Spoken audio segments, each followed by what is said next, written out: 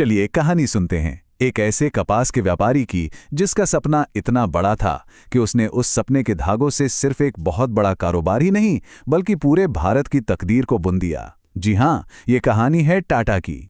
ये लाइनें सिर्फ एक कोट नहीं है, ये टाटा ग्रुप का कह सकते हैं कि डीएनए है। और आज हम इसी फिलॉसफी की गहराई में उतरेंगे कि कैसे इस एक सोच ने 150 साल लंबी विरासत को शेप दी।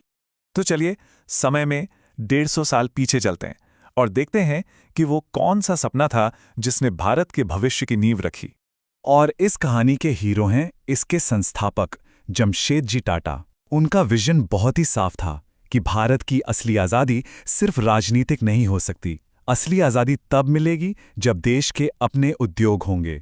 तो जमशेद जी की ये दूरदृष्टि सिर्फ एक ख्याल नहीं थी, उन्होंने इसे हकीकत में बदलने के लिए कुछ ऐसे बुनियादी प्रोजेक्ट्स पर काम शुरू किया जिन्होंने टाटा ग्रुप की पहचान हमेशा के लिए बना दी।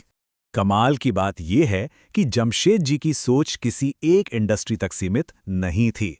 एक तरफ उन्होंने कपास मिलों में क्रांति ला दी, तो दूसरी तरफ बॉम्बे को उसका आइकॉनिक ताजमहल होटल दिया और फिर देश के लिए स्टील बनाने का एक बहुत बड़ा सपना देखा।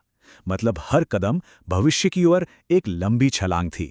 और जो बात जमशेद जी को अपने समय से बहुत आगे ले जाती है वो ये है, सोचिए जरा, प्रोविडेंट फंड, मेडिकल इंश्योरेंस, ये सब उस जमाने में शुरू किया गया जब दुनिया के बड़े बड़े देशों में भी इन चीजों के बारे में सोचा नहीं जा रहा था।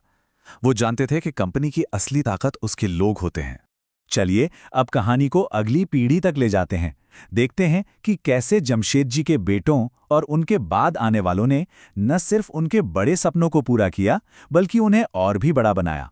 जमशेद जी के कुछ सपने उनके जीवन काल में पूरे नहीं हो सके थे, जैसे कि एक वर्ल्ड क्लास साइंस इंस्टीट्यूट और एक हाइड्रो इलेक्ट्रिक प्लांट।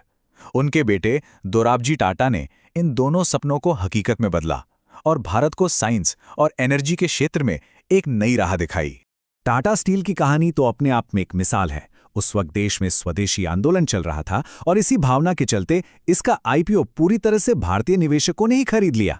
और फिर पहले विश्व युद्ध में इसके स्टील ने इतनी अहम भूमिका निभाई कि इसकी सफलता के सम्मान में पूरे शहर का नाम ही जमशेद जी के नाम पर जमशेदपुर रख दिया गया।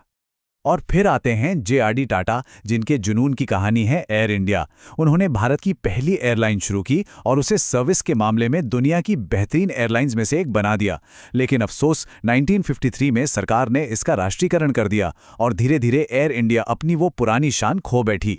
जेआरडी में भारतीय बाजार की नब्ज पहचानने की एक गजब की काबिलियत थी। नमक से लेके कॉस्मेटिक्स तक और कमर्शियल गाड़ियों से लेके केमिकल्स तक उन्होंने देखा कि बाजार में कहाँ गैप है और उसे भर दिया। अब कहानी आ पहुंचती है मॉडर्न दौर में, रतन टाटा के नेतृत्व में। ये वो दौर था जिसका फोकस ग्लोबलाइजेशन, टेक्नोलॉजी और सबसे जरूरी अपनी गलतियों से सीखने पर था। टाटा इंडिका ये सिर्फ एक कार नहीं थी, ये एक ऐलान था। रतन टाटा ने इसके जरिए ये साबित कर दिया कि भारत डिजाइन से लेकर मैन्युफैक्चरिंग तक पूरी तरह से अपनी कार बना सकता है। ये एक बहुत बड़ा राष्ट्रीय गौरव का पल था। लेकिन फिर आई नैनो और उसके साथ एक बहुत बड़ा सबक। नैनो के साथ विरोधाभास ये हुआ कि उसकी सबसे बड़ी ताकत यानी उसका सस्ता होना ही उसकी सबसे बड़ी कमजोरी बन गया। लोगों ने इसे सस्ती कार के टैग से जोड़ दिया और भारत में कार से जरूरत नहीं, स्टेटस सिंबल भी है। लेकिन टाटा ने नैनो की नाकामी से बहुत कुछ सीखा। उन्होंने बाजार को बेहतर समझा और फिर एक जबरदस्त वापसी की। आज टाटा मोटर्स ग्रुप की सबसे ज्यादा कमाई करने वाली कंपनी है। ये हार ना मानने की भावना का सबसे बड़ा सबूत है। टाटा को ग्लोबल स्टेज पर ले जाने के लिए रतन टाटा की स्ट्रैटेजी बिल्कुल साफ थी। दुनिया के सबसे प्रतिष्ठित ब्रांड्स को अपना बनाओ। ब्रिटेन की टैटली टी हो, अमेरिका की 8 o'clock कॉफी हो या फिर लग्जरी गाड़ियों की पहचान जैगवार लैंड रोवर। हर अधिग्रहण के साथ टाटा का नाम दुनिया के नक्शे पर और भी मजबूत होता गया। तो चलिए इस 150 साल की कहानी के सार पर वापस आते हैं, इसके उन बुनियादी सिद्धांतों पर जहां से ये सब शुरू हुआ था। टाटा के लिए बिजनेस का मतलब सिर्फ पैसा कमाना कभी नहीं रहा। चाहे स्कूल, अस्पताल बनाना हो या मुश्किल समय में देश के साथ खड़ा होना हो, उनका विश्वास हमेशा एक ही रहा है कि किसी भी बिजनेस की असली सफलता समाज की तरक्की के साथ ही जुड़ी होती है। और यही सवाल टाटा की पूरी कहानी का निचोड़ है, जो हमें ये सोचने पर मजबूर करता है कि आखिर किसी भी कंपनी की कामयाबी का असली पैमाना क्या होना चाहिए, उसका प्रॉफिट या एक देश पर उसका पॉजिटिव असर।